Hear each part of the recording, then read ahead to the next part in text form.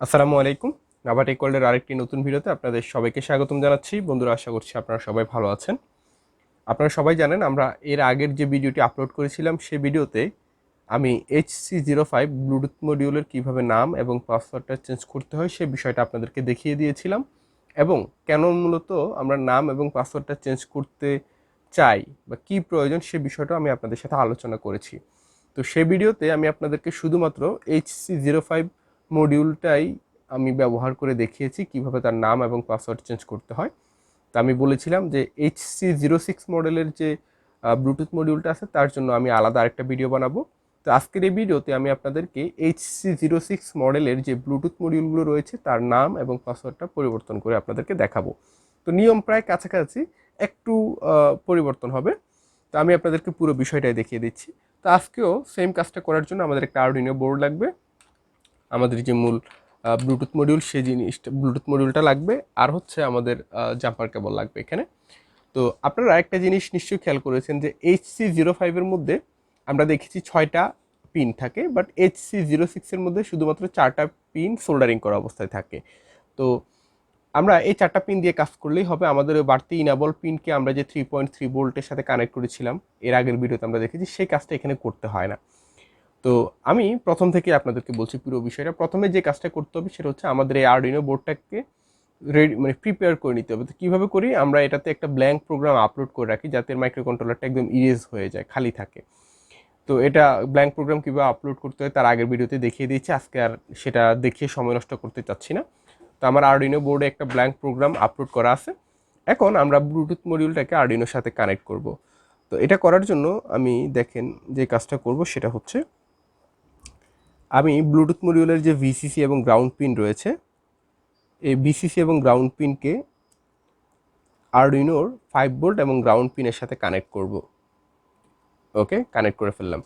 এরপর আমরা যেই কাজটা করব সেটা হচ্ছে ব্লুটুথ মডিউলের যে আরএক্স এবং টিএক্স পিন আছে এগুলোকে সেম টু সেম আরএক্সকে আরএক্সের সাথে এবং টিএক্সকে টিএক্সের সাথে আমরা কানেক্ট করব। ঠিক আছে, আরএক্স টু আরএক্স এবং টিএক্স টু টিএক্স পিনের সাথে কানেক্ট হবে। তো এতটুকু করলেই হবে। তো আজকে একটা বিষয় আপনার খেয়াল রাখবেন, HC-06 মডেলের যে ব্লুটুথ মডিউলগুলো আছে এগুলোর ক্ষেত্রে কিন্তু আমাদেরকে এটি কমান্ড মোডে যাওয়ার জন্য আলাদা কোনো কিছু করতে হয় না। এটা মানে ডিফল্টভাবেই এটি কমান্ড মোডটা তার অ্যাক্টিভ থাকে, অর্থাৎ এটা ব্লুটুথ মডিউলের ডাটা সেন্ডিং রিসিভিংয়ের কাজটাও করতে পারে, আবার সেম ওই মোডেই সে এটি কমান্ডে সে রেসপন্স করে। তো আমরা এখন যে কাজটা করব সেটা হচ্ছে আরডুইনোতে পাওয়ার দিব বা এটাকে কম্পিউটারের সাথে ইউএসবি কেবলের মাধ্যমে কানেক্ট করব। তো আমাদের ব্লুটুথ মডিউলে পাওয়ার চলে এসেছে। আমরা এখন কম্পিউটারের স্ক্রিনে যাব এবং সিরিয়াল মনিটর অন করে এই মডিউলের মধ্যে এটি কমান্ড পাঠিয়ে আমরা দেখব যে এটা আসলে রেসপন্স করছে কিনা। তো বন্ধুরা, আপনারা এখানে দেখতে পাচ্ছেন আমি আরডুইনো আইডি সফটওয়্যারটা ওপেন করে রেখেছি।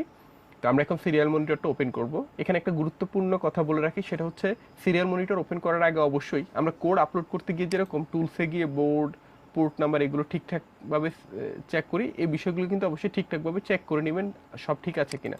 সব কিছু ঠিকঠাক থাকলে এরপর সিরিয়াল মনিটর বাটনে প্রেস করলে আমাদের সিরিয়াল মনিটরটা ওপেন হলো। তো আপনারা ডান পাশে এসে একটা বিষয় খেয়াল রাখবেন, এখানে এই অপশনটা যেন বোথ এনএল অ্যান্ড সিআর থাকে, এবং বড রেটটা অবশ্যই 9600 সিলেক্ট করবেন। HC-06 এর ক্ষেত্রে অবশ্যই বড রেট 9600 সিলেক্ট করতে হবে। তো এখন দেখেন আমি যদি এখানে এটি লিখে এন্টার প্রেস করি, দেখেন আমাকে বলছে ওকে, তার মানে আমার মডিউলটা এটি কমান্ডে রেসপন্স করছে সেটা বোঝা যাচ্ছে।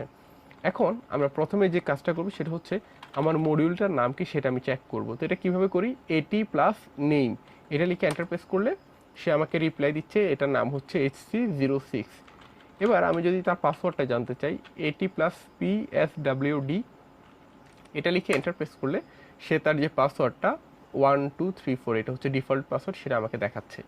এখন ওই যে আগের মতো আমরা নামটা কীভাবে চেঞ্জ করব, দেখেন এটি plus name equal to, suppose আজকে আমি নামটা দিতে চাচ্ছি নাভা টেক শপ, দেওয়ার সাথে সাথে সে আমাকে রিপ্লাই দিল ওকে, তার মানে আমার নামটা সেট হয়েছে।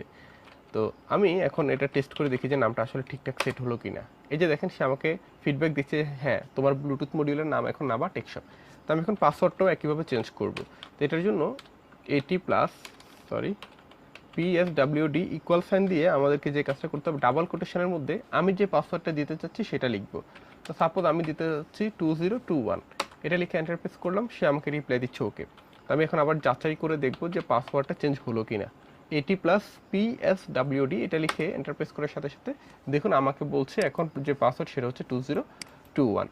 তো আমরা বিষয়টি সরাসরি একটা অ্যান্ড্রয়েড ফোন দিয়ে মডিউলটা সার্চ করে দেখব এবং এটাকে পেয়ার করতে গেলে কোন পাসওয়ার্ডটা দিতে হয় সে বিষয়টা, মানে এই পাসওয়ার্ডটা ঠিক আছে কিনা সেটাও আমরা এখন টেস্ট করে দেখব। তো এখন আপনাদেরকে আমি আবার হার্ডওয়্যারে নিয়ে যাচ্ছি। তো বন্ধুরা, আমরা এখন একটা মোবাইল ফোন ব্যবহার করে আমরা দেখব, এটা টেস্ট করি যে আমাদের ব্লুটুথ মডিউলের নামটা চেঞ্জ হয়েছে কিনা এবং এটার যে পিনকোড ডিফল্ট ছিল সেটাও চেঞ্জ হয়েছে কিনা। তো আমার কাছে একটা অ্যান্ড্রয়েড ফোন রয়েছে, আমি এই ফোনের মাধ্যমে এটা এখন টেস্ট করে দেখব। তো দেখেন আমি ব্লুটুথ সেটিংয়ে যাচ্ছি, যাওয়ার পরে এখানে এই যে আমি যদি স্ক্যানে দেই, দেখেন স্ক্যান করার পর এখানে কিন্তু অ্যাভেলেবেল ডিভাইসে এই যে আমরা আমাদের মডিউলটার নাম সেট করে দিয়েছিলাম নাবা টেকশপ, এবং এটা কিন্তু এখানে দেখাচ্ছে। তো আমি এটার উপরে যদি ক্লিক করি, আপনাদের অনেক সময় কিন্তু প্রথমবারের নামটা নাও আসতে পারে, ঠিক আছে, আগের কোনো কুকিজ ডেটা থাকলে সেটা এখানে শো করতে পারে, বাট ওই একবার ক্লিক করলে এটার উপর নামটা ঠিক হয়ে যাবে।